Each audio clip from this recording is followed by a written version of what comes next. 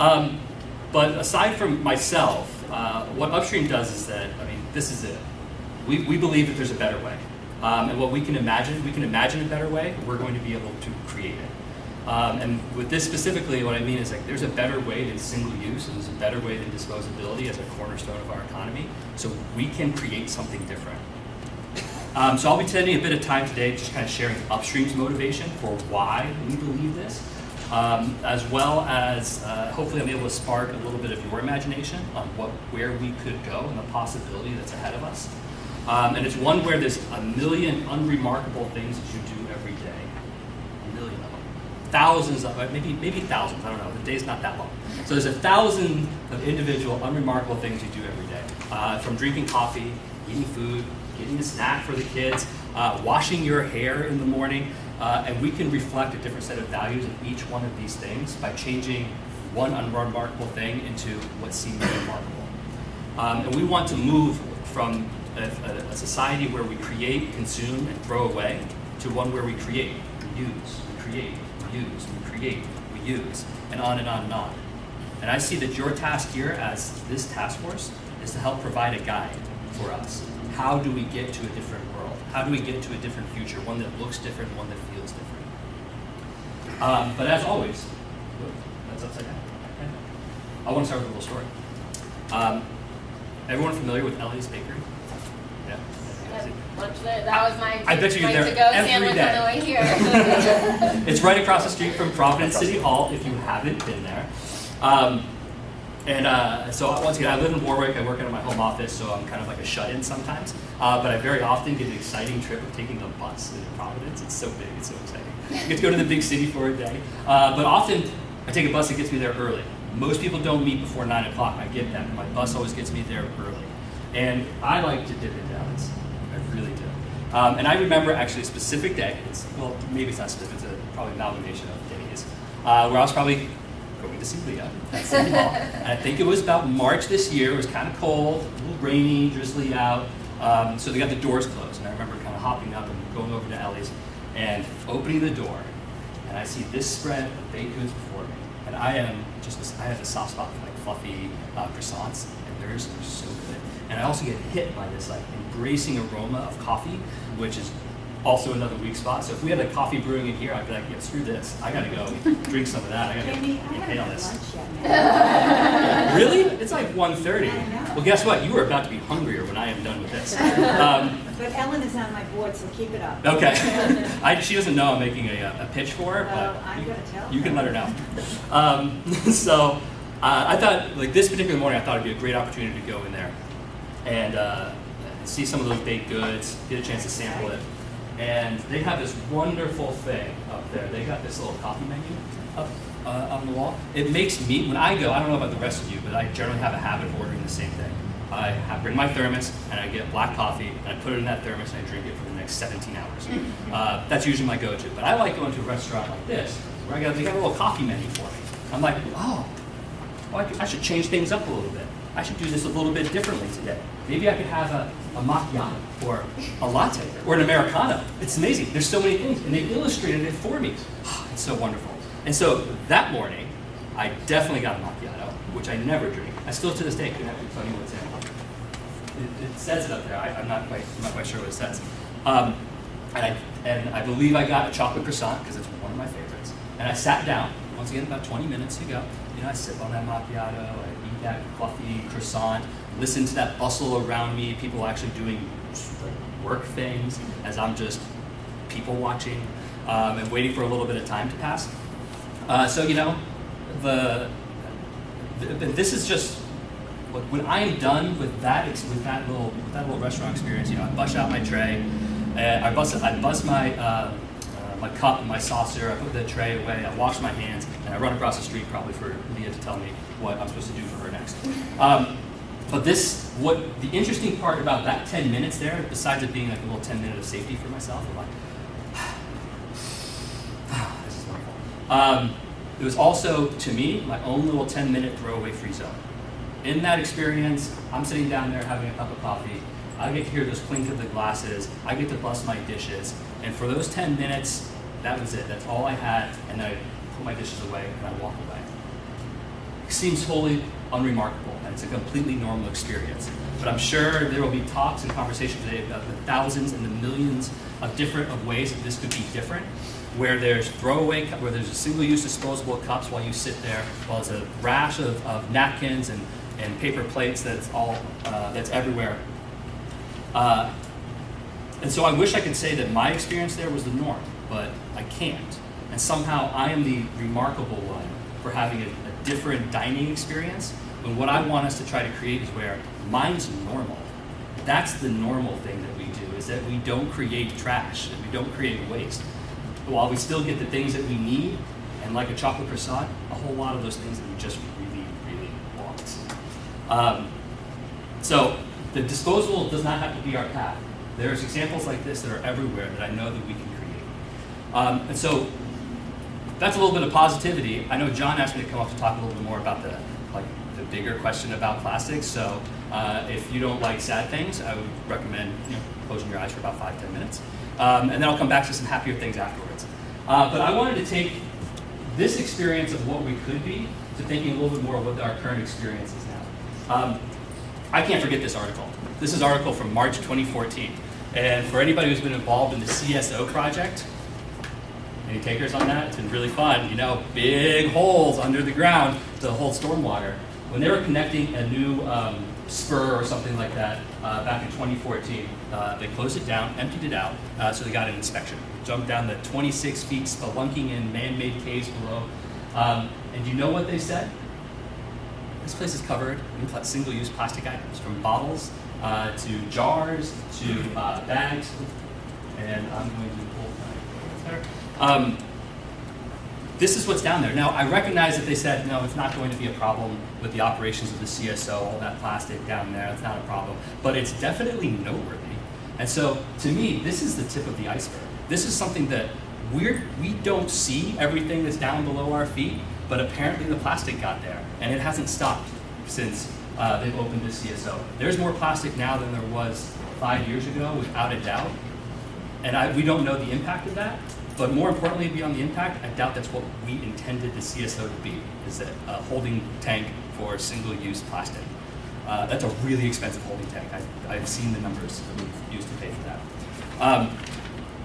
And you know what? And, Jonathan's here, so he's got better copies of this. I just plucked a couple of pages out from the International Coastal Cleanup. There's been many efforts to mitigate the harm and to raise awareness about the problems of plastic pollution. And once again, this just gives just a little snippet of the amount of trash that we are able to pick up off of our coastlines and what it is. Now, once again, yes, Jonathan, keep doing this, and I think we can do better with efforts like this. I think my personal belief is that just figuring out what we're collecting is not enough. I believe we also need to figure out who is creating that stuff so that we know where the source is. And this allows us to connect both with where the plastic begins as well as where it ends on our coastline. And so this is just a little pic of you are going to be inundated in about a week, at least through your social media, if people are good at this, with Greenpeace is doing, instead of the International Coastal Cleanup, they're doing their own brand audits. So over 6 continents, a couple hundred, I think it's like 400 some cleanups, thousands of volunteers. They're doing a similar set of cleanups, but they're auditing the data of whose brands, what are the brands that are creating the stuff that we're seeing most often. And I just think that's accountability. Accountability is not just on us as people that are litter bugs and quote unquote litter bugs that are dropping our items in the wrong place or getting it blown out of a trash can. Accountability includes everyone that's involved in the system that's creating the more packaging that we see. This is packaging that we don't necessarily want, or that we don't often need, and most often we definitely don't want. And so we need to ensure that the costs that are being created by this are being borne, and some of these costs are measured in damaged health, degraded environments, and the quality of life, isn't just being felt by the few, the people that are in the sacrifice zones that we've created in this country, but that the cost and the accountability for this extends far beyond, and that it goes up and down the whole supply chain. So I originally, when I was going to do this, I had a little video clip that I was going to set up and share. Because one of the things I've been asked to bring home here is that we see a bit of plastic, but we don't see the whole story of plastic in our lives and where we are. So I wanted to share a little clip of, this is Juan Perez who started TEJAS, the Texas Environmental Justice Advocacy Services, and this is Yvette, one of the staff that works there. I was going to let her, I think that's an important connection, but I can't play the video clip, so I'm going to ask you to maybe like close your eyes a little bit and imagine me as her. I'm going to do my best, so indulge me for a minute. I am going to essentially do a table read for you. So I apologize. Well in advance. So once again, this is Yvette. She lives in Houston, and her work is to advocate on behalf of the communities that face the build out of petrochemical and plastics facilities in Houston. The east end of Houston, all the way to Baytown, there's almost a pattern. You have a refinery, a park, a school. A refinery, a park, a school. A chemical plant that has a huge amount of green space next to it, and it's usually across from neighborhoods. Then a refinery, a park, a school. A storage facility, a park, a neighborhood. Most of the industry along the Houston Ship Channel is a chemical complex. They're chemical clusters. These chemicals are used for products, for plastic products. And I don't think most people know that. Chemicals cause health issues to the respiratory system, to the neurological system, the cardiovascular systems. Community members in these areas are constantly reporting health issues in terms of breathing, headaches, and nosebleeds. Most people here want to talk. Most people here want to talk. They want to speak. But they have no idea. They have been living here their whole lives. And I have no idea I was being exposed to X chemical for years and that it was having an effect on me, on my health, or on my children. I had never looked at the refinery as hurting me. I would want someone who goes into a store to look at a plastic product to know that poor rural communities with no resources are experiencing the fracking. I want them to know that it took a pipeline, an 18-wheeler to cross through a community. Because there's no 18-wheeler traffic in the nice communities. That it's being transported and it's being refined, and it's causing everything from contamination to groundwater to pipeline leaks and spills from point A to point B. And that when it gets over to our communities, that the same raw material is being processed, letting off toxic fumes, and is shortening the lifespan of people, and is shortening the lifespan of children. Because folks that live in these communities who have suffered the impacts have never seen one tear, never seen $1, never seen one organizer in their communities trying to stop the toxic health impacts. Now, it's empowering to hear her voice. Mostly because I met her and she took me through these neighborhoods to see this as I sought to find out what is this story that I've gone down, like what is this process I'm embarking on. In trying to address plastics, we had to know what the source was. And to hear from somebody living in those communities about the impact on her family, on her children, not her children, but the children in the neighborhood, it sticks with me. As she drove me through these neighborhoods and communities, I can still smell the air because it smells sweet. It smells like something I've eaten before. And that's just what's being emitted from the plastics refineries. And I will not forget that smell nor the headache I had afterwards. And so if you want to hear Yvette's story, once again, the Story of Stuff project put together that interview. I've linked to it that you can be shared, as well as you can find it on the Story of Stuff Facebook page. I encourage you all to listen to it and hear these words from her voice to know that we're at the end of the pipeline that also begins in her backyard. But while I can still hear Yvette's story, I just want to try to paint that picture a little bit about how that plastic comes to us. I'm not sure how many people dig into where plastic comes from and how it gets here, but I'm going to do a snapshot, and I apologize, I'm not a chemist, so any of the individual pieces of that I butcher, you can totally hold me accountable for that. But as we know, it starts with natural gas. It's pulled out of the ground. It's transported by pipelines. These are pipelines that have been built by taking people's private land. They pose a health and environmental threat to the land on which they are built. The natural gas is refined. It's transported natural gas to refineries. At those refineries, the natural gas, it's refined into the things that people use, and then it's got all this other stuff. Within all this other stuff is ethane. Ethane used to be a byproduct of the refining process and was simply flared out for years. Until someone goes, you know what we can do with that ethane? I bet you we can make stuff with it. And so these refineries, not only are they creating the ethane, but they're also creating the toxic emissions that are damaging fence line and environmental justice communities. So now that we have all this ethane, it is now being piped across the United States again in pipelines, that pose the same sort of threats to land and to health, to ethane crackers, which is, think of a refinery on steroids. The ethane cracker takes these large ethane chains and breaks them down into individual plastics components, ones that can be built into the thousands upon millions of different products that you can get. These ethane crackers pose the same threat to refineries, to the communities in which they're built, and they are now being built throughout Appalachia and the Gulf Coast for us to be exporting more and more raw plastic products out of the United States to other countries. What the ethane cracker creates then is these little plastic nurdles. Google plastic nurdles. I kid you not, they're nurdles. And these things are bagged up in these massive bags. I like to think of them just like coffee beans that are being in burlap bags, except they're plastic beans putting in plastic bags. And they're shipped around the world, exported mostly from the United States to other countries to create the packaging and the products that we buy, imported back into the United States for us to then use it for about 35 seconds, and then either toss in the recycling bin or in the garbage, where, once again, as Terry said, it's never gone away. And at each one of these steps, there's a threat to the environmental and human health, from the point of natural gas extraction to whether it's in plastics in the ocean. At each point, there's a threat there.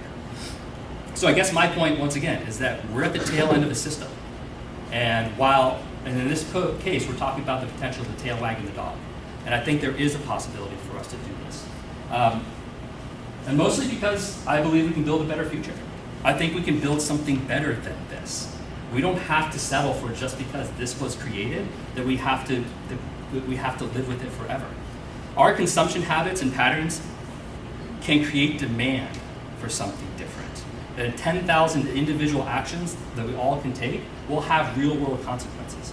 And if you haven't heard of the Center for International Environmental Law, I would encourage you to go and look at some of the research they've done. What they have undoubtedly proven is that it's not consumer demand for disposable, single-use convenience that's led us to this. The supply came first. The stuff was created, and then we were taught that we want what they are creating. And so, to me, that means that we're living in someone else's world. We're living in a world that somebody else thought up because they wanted to sell this. And then we were taught that this is the form of consumption that we need, and that is the form of consumption that we want. And so if this world is the product of somebody else's imagination, that means the next world can be the product of ours. And that, they dreamed of that complacent consumption. It's that plastic cup on an airplane that you didn't say no to, putting a straw in your drink at a bar out of habit, or the 17 ketchup packets at the bottom of the bag. Let's make those scenarios where we have that complacent consumption, that unnecessary plastic, let's make that weird. Let's make that unnormal. Let's make it so that the person who gets their coffee, drinks it, and then cleans the dish, that's the norm. How do we make that the value that we are going to live by? And if you want your 17 packets of ketchup, by George, go ahead and just ask someone for it. Don't make it normal for it just to be given to you. We can create something different, and it doesn't begin with this task force. It began long ago, and it's not going to end in this room. We have to give everything the time that it deserves to create the world that we want. To bring us back to where I started, there's a better way. The world doesn't need to be filled with the sterile and nondescript, known to be harmful single-use items. Every consumer and business problem that plastic has solved can be addressed in a completely different way. We need only to imagine it so that then we can create it. And bringing that vision to reality is the foundation on which our economy and which our entrepreneurial spirit is built. Let's unleash that creativity and find new, better, and more interesting ways for us to solve the problem of how do I get my coffee from the coffee maker to my mouth? That seems like a fun problem to solve, and it doesn't need a plastic cup to do it. So, just going to pick on a couple of them, and I know I'm already longer than I wanted to, but I'm almost done. And so I want to express how much that new world is already emerging around us. It's being brought to us by the forward-thinking companies and the industries that see the changing trends and are embracing new values within our society. For example, the Freiburg Cup, up there at the top. It came out of an effort by a single city to replace disposable coffee cups. With one push by the mayor, and 4 months, and only 4 months, a private company rolled out this cup after public meetings with cafes and residents. It's a voluntary system, and it's an operation in a majority of the coffee shops in Freiburg, Germany. Consumers use it for the to-go coffee. Hey, I want to get my coffee to go. Thanks for putting it in this cup. I drink my coffee, I can take it back to any other participating location. They rinse, wash, and repeat. Each use is saving the cafes money because they're not giving out free disposable cups. I know the hospital. Well, oh, there we go. Sorry. The hospitality industry. Once again, I recognize every time I travel a fair amount for this work. I've been to Houston. I've been to Appalachia. I've been out to Cal. This is one of the things I do. Is I'm going out and seeking these stories and these experiences to knit together that perspective of where are we at. I stay in a lot of hotels, and hotels are a captive audience that teaches us that there can be a different way as well. Each time that I go, whether it's a reuse your towel, or turn off the water, or look at that soap dispenser in the shower rather than single-use bottles. Each one of those is a moment where it's teaching a consumer, a traveler, to expect something different for the next place that they go to. Each one of those is an opportunity to build that vision into the mind of a traveler and into the mind of a consumer to continue to demand and expect things from the people that they buy services from and buy products from. And finally, for those of you who don't know the Aussie, it's just down in East Greenwich. And they're even more ambitious, and they're just down in our backyard. It's a company that's taking institutional dining to new places. Universities, corporate cafeterias, go down and down the line. I mean, think of like a college student that's going for that late night meal, 11:30 at night. The dining hall closes at 12, and they're like, I really want to take this back to my dorm to, eat and study. Yeah, study. We'll go study.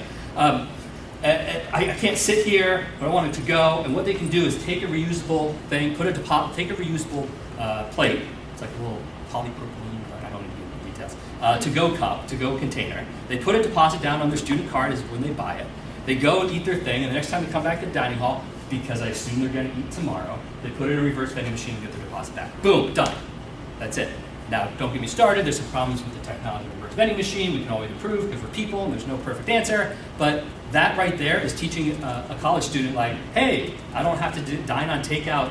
Like the takeout that I get doesn't have to be disposable every day. A future that's free of this disposability is all around us. And the question is whether we're seeing it or whether we want to replicate it. And so, and once again, the industries that are there are the industries that are there are the ones that are going to lead us to that different future. It's not me that's going to lead us to a different future. And no offense to everyone in government in the room, it's not a policy or a law that's going to lead us to the different future. It is the businesses, it is the restaurants, it is the hotels, it is the cafes, that as they see we can do things better, we can do things different, they're the ones that are going to expand our experience, and they're the ones that are going to hear from us when we say, that's awesome. I want more of that. I'm going to keep coming back. But we need guideposts along the way. We need to learn from errors. We need to share best practices. We need to codify values. What are we trying to accomplish and why? And we need to give honest directions. Those are roles that the rest of us get to play.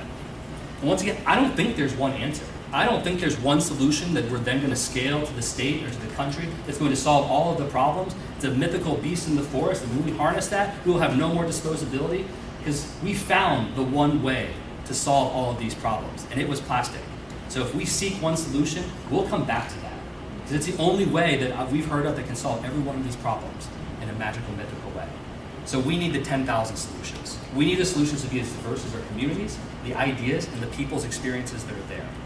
We need to create the spaces where the cycle can be broken. We can uplift the diversity of those voices.